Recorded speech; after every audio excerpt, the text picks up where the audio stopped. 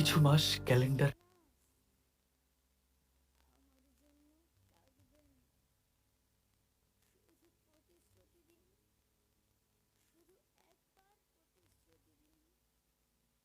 ঢাকা সহ সারা দেশ উত্তাল। কেউ এসেছিল নিজের অধিকারের জন্য, কেউ এসেছিল বন্ধুর পাশে দাঁড়াতে, কেউ এসেছিল শুধু এই বিশ্বাস নিয়ে স্বাধীন দেশে বৈষম্য স্থায়ী হতে পারে না। কখনো কখনো ইতিহাসের মোড় ঘুরে যায় একটি বাক্যে। জুলাইয়ের তেমনই একটি বক্তব্য ক্ষোভকে বিস্ফোরণে রূপ দিল আগুনে ঘি ঢালার মতো। তার মানে কি মুক্তিযোদ্ধার সন্তান নাতিপুতিরা কেউ মেধাবী না, যত রাজাকারের বাচ্চারা নাতিপুতি হলো মেধাবী, তাই না?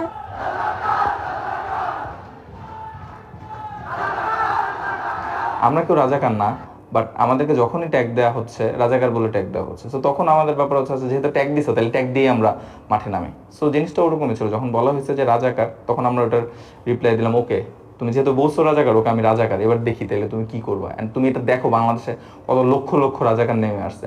এটাকে আমরা আমাদের একটা স্পিরিটের জায়গায় ধরছিলাম যে কেউ যখন একটা মানুষকে কোনো পশুর সাথে তুলনা করে গালি দেয় এবং ও যখন ক্লেম করা শুরু করে ওকে আমি পশু, তুমি এবার দেখি কি করো। সো ওই জায়গাটাই আমরা করেছি আর কি, যে লিটারালি আমরা কেউ রাজাকার না, বাট তুমি যেহেতু আমাকে বুঝছো রাজাকার, ওকে আমি ক্লেম করতেছি আমি রাজাকার, অ্যান্ড এটা ক্লেম করে আন্দোলন করবো এবং তোমাকে উচ্ছেদ করে দেবো। তুমি সারা জীবনের জন্য রিগ্রেট করবা যে তুমি কাদেরকে রাজাকার বলছো। ক্যাম্পাস জেগে উঠল, স্লোগান আরো তীব্র হলো, আর আন্দোলন প্রবেশ করলো নতুন এক অধ্যায়ে। দেশের বিভিন্ন জায়গায় পুলিশ এবং ছাত্রলীগ সাধারণ শিক্ষার্থীদের উপর নির্মম হামলা চালায়। রক্তাক্ত হয় ক্যাম্পাস। ক্ষোভ, শোক আর হতবাক নীরবতায় ভারী হয়ে ওঠে পরিবেশ। পাবলিক বিশ্ববিদ্যালয়ের ক্যাম্পাসগুলো বন্ধ হতে থাকে। রাজপথে নেমে আসে বেসরকারি বিশ্ববিদ্যালয়ের শিক্ষার্থীরা। আমরা যখন এই স্পট দিকগুলো হেঁটে যাই, আমরা সেই জুলাই সেই স্মৃতিগুলো কখনো ভুলতে পারি না। মনে হয় যে সে আমরা জুলাইয়ের মধ্যেই আছি। এই আন্দোলনের আরেকটা রূপ ছিল হচ্ছে কফিন মিছিল এবং হচ্ছে গায়েবানা জানাজা। এই গায়েবানা জানাজাটি ঠিক এই জায়গাটাতেই ভি চত্বরে অনুষ্ঠিত হয়। এক পর্যায়ে সবাই যখন এই জায়গাটা উপস্থিত হয় তখন কফিনগুলো এখানে রাখা হয় এবং সেখানে সবাই জানাজার পরবর্তী সেই কফিন নিয়ে মিছিল করে এবং এই মিছিলের শুরু করার সাথে সাথেই পিছন দিক থেকে পুলিশ আক্রমণ করা শুরু করে। তাদের উপর টিয়ার শেল এবং হচ্ছে রাবার বুলেট ছুটতে থাকে এবং সেই আক্রমণের পরে আমাদের অনেক শিক্ষার্থী এবং হচ্ছে যারা ফ্রন্ট লাইনে ছিল তারা আহত হয়। কেউ কারোর নাম জানতো না, কেউ পানি দিয়েছে, কেউ আহতকে কাঁধে তুলেছে, কেউ রক্ত দিয়েছে, কেউ বা পরিবারের কাছে খবর পৌঁছে দিয়েছে। চারিদিকে এক অদৃশ্য অন্ধকার। ইন্টারনেট নেই, যোগাযোগ নেই, শুধু উৎকণ্ঠা, অপেক্ষা। রাজপথ উত্তপ্ত, হেলিকপ্টার দিয়ে গুলি, গণহত্যা, বলপ্রয়োগ। আহত ও নিহতের সংবাদ মানুষের মনে গভীর ক্ষোভ ও শোকের জন্ম দেয়। হাসপাতালগুলো পরিণত হয় মৃত্যুপুরীতে। আমাদের ভবনের ভিতর থেকে এলোপাতারি মানে tear shell, unlimited tear shell ছোড়া শুরু করে। একটা কনস্টেবল টাইপের একজন আইসা দেখে যে আমি একলা চলে যাচ্ছি, তখন উনি শটগান দিয়ে ফায়ার করে। আমি পিছনে তাকাচ্ছিলাম, যার কারণে আমার মাথার এই অংশটায় 6টা বুলেট আছে আর বাকি পিঠে লাগছে। তো ওইখান থেকে গুলিটা করার সাথে সাথে আমি পড়ে যাই। সামনে উঠেই দেখি র্যাব বলে যে সোজা চলে যাবি, পিছে করলে গুলি করবো।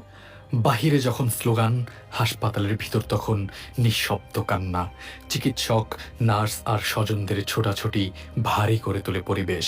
চিকিৎসকরা লড়ছিলেন জীবন বাঁচানোর জন্য, আর স্বজনরা লড়ছিল আশা না হারানোর।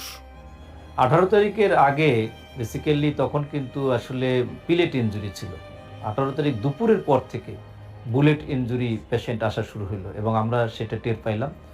এবং 18 তারিখের পরে 19 তারিখও সমানভাবে পেশেন্ট আসতে থাকলো। ঢাকা মেডিকেল কলেজের 101, 102, 103 এবং এই এলাকা ইমার্জেন্সি, ক্যাজুয়ালিটি সব জায়গায় একদম লোকারণ্য, পেশেন্টে ভরপুর। আমরা সেখানে গেলাম 8টার পরেই, গিয়ে দেখলাম যে আমরা যে এক পেশেন্ট থেকে এক পেশেন্টের কাছে যাব সেই পা রাখার পর্যন্ত জায়গা নেই। কারো মাথা একদিকে, কারো পা একদিকে, এবং সবাইকে বিভিন্নভাবে তখন সবাই সিদ্ধান্ত নিল যে আমাদের যাদের চিকিৎসা যে পর্যন্ত হয়েছে প্রাথমিক চিকিৎসার পরে এখন ফাইনাল সেই চিকিৎসা হবে। হাসপাতালের ঢাকা মেডিকেল কলেজের নিচতলা দোতলা যত ওটি যেখানে আছে সকল রুটিন ওটি বন্ধ করে দিয়ে সব এই এমার্জেন্সি ওটিগুলো খোলা হলো। শুধুমাত্র এটা ছাত্র না, ছাত্র একটা অংশ ছিল, কিন্তু এখানে আবাল বৃদ্ধ বনিতা থেকে শুরু করে ছোট ছোট বাচ্চারা পর্যন্ত কিন্তু এইখানে অংশগ্রহণ করছে। এবং আমরা ছোট বাচ্চা পাইলাম কিছু, একটা বাচ্চা ওকে ও যাত্রাবাড়ির থেকে আসছে, ওকে আমরা জিজ্ঞেস করলাম যে তুমি এখানে যে আসলা, ও আসলে সহ্য করতে পারে না। এবং এই বাচ্চাদের কথাবার্তা ছিল এরকম যে আমার ভাইকে মারছে, আমি কেন ঘরে থাকবো। বড়দের আন্দোলনে যোগ দিয়েছিল শিশুরাও, রক্ত ঝরেছে, জীবন দিয়েছে। প্রশ্ন একটাই, কি দোষ ছিল?